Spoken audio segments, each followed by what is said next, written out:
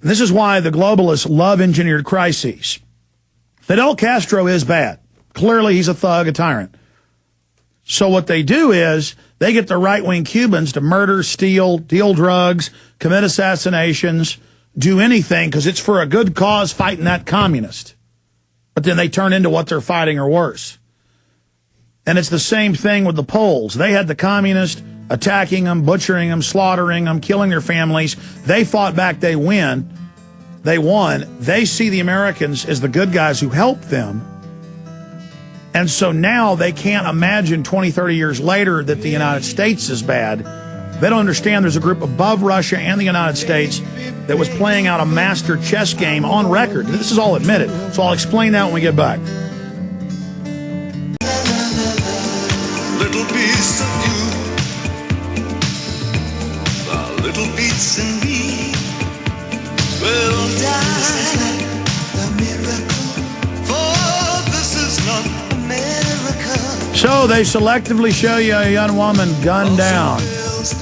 Now the American people say, bomb Iran, kill them all, blow up buildings full of women, just don't show them to us.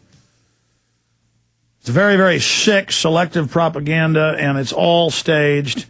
And now I want to go ahead and start getting into North Korea situation and then back to your phone calls and a ton of other news. So let's go ahead and get into Korea.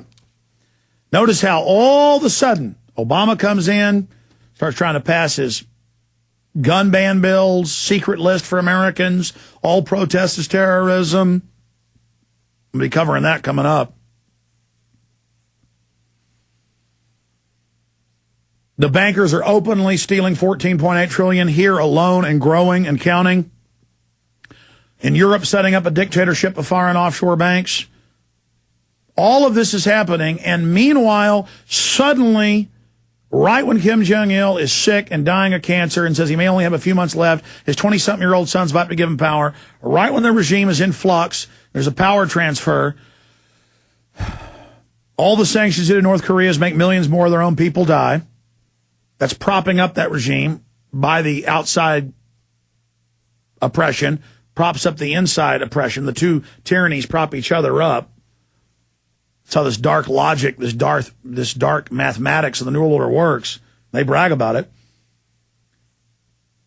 On top of that, the United States, ABB, Swiss company, Donald Rumsfeld, chairman of the board, in the 90s, on record, mainstream news, it's in my film, The Masters of Terror. We talk about why did they give nukes to Pakistan and North Korea, because later they're going to start wars with them as a way to encircle Russia and China and start a war with them. That's a film I made in 2002, and now it's happening. I mean, these people are playing 10, 20, 30-year plans, and they write books about it, bragging. This is not my opinion. The National Security Advisor for Obama, Zbigniew Brzezinski's bragged in 2 books he's written on the subject, one on the Grand Chessboard. So here it is. North Korea threatens to harm U.S. if attacked.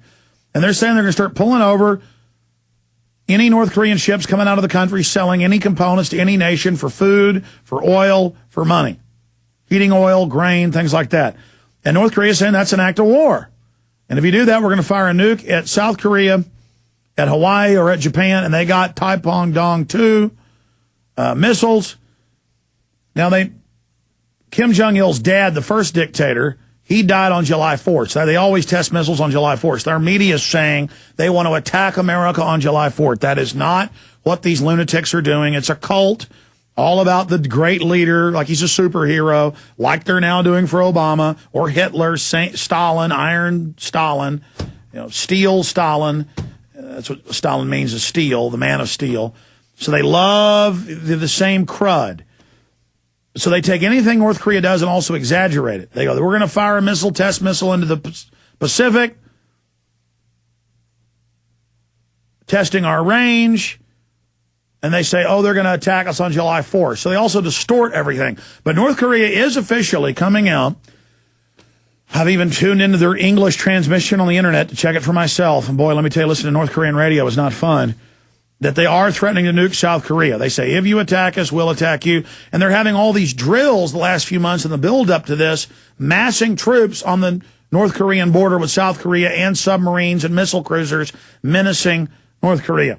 So they're trying to push the lunatics into firing and doing some provocation so we can be off to the races. As of a month ago, the armistice, the ceasefire, 50-plus years old, is over. The state of war is back. North Korea reminded the U.S. on Monday that it has nuclear weapons and warned it will strike back if attacked as a U.S. destroyer continued to trail a North Korean cargo ship suspected of carrying illicit weapons. After the U.S., that is the people that run our country. The United States is a hooker being dragged by the hair by the pimp. So I don't want to say the United States. The people dragging us, the hooker, around by our hair. That's the New World Order. So the New World Order is menacing and manipulating and armed North Korea to begin with. So I'll come back, finish up with this, and then I'm going to give each story 1 minute. I'm going to blitz through news. I'm just going to make myself back. You guys time it. Make me stop each minute on each story.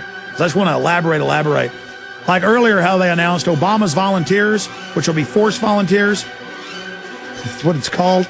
Well, we'll be watching you on the surveillance cameras. That's their job, is watching communities, and they're felons.